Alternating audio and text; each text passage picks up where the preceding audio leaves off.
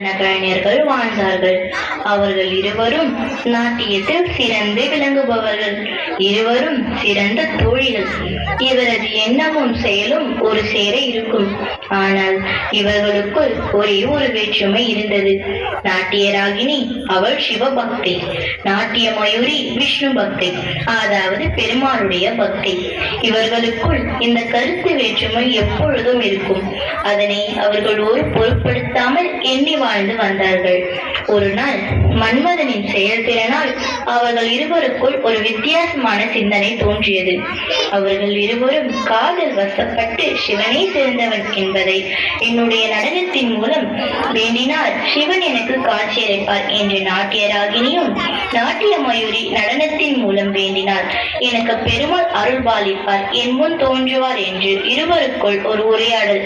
அவ்வுரையாடல் ஒரு தீவிரமான சண்டையாய் மாறியது. முடிவில் யார் தரிசனம் தந்தார் என்று இந்த காவியத்தில் ஒரு நடனத்தின் மூலம் தங்களுக்கு கொண்டு வர எண்ணி இதனை உங்களுக்கு தருகிறோம். இறுதியில் என்ன நடக்கிறது என்பதை நடனத்தின் பின்பு பார்க்கலாம்.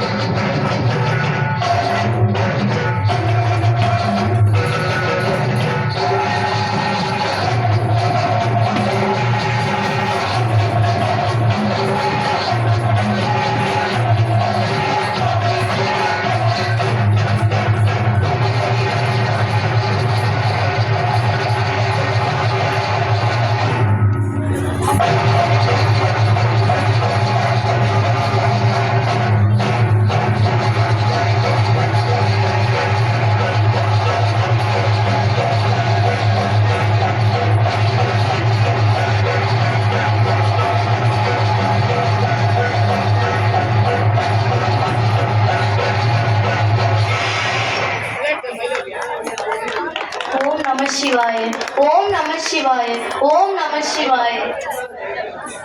நாராயணா, வெங்கடேஷா, பெருமாளே, கோவிந்தா. நான் வேண்டியதோ சிவபெருமான், ஆனால் என் கண்முன் தோன்றியதோ விஷ்ணு பகவான். நான் வேண்டியதோ விஷ்ணு பகவான், ஆனால் என் கண்முன் தோன்றியதோ சிவபெருமான்.